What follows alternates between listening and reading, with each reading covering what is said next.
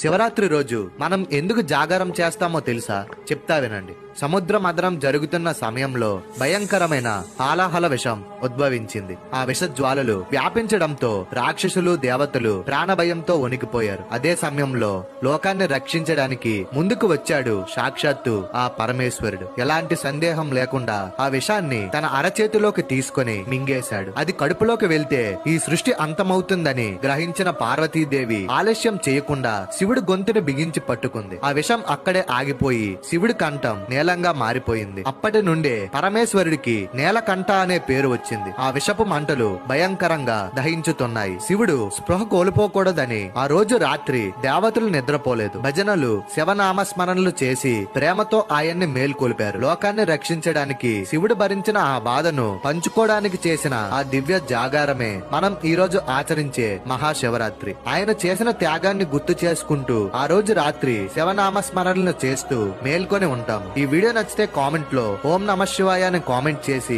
channel ని subscribe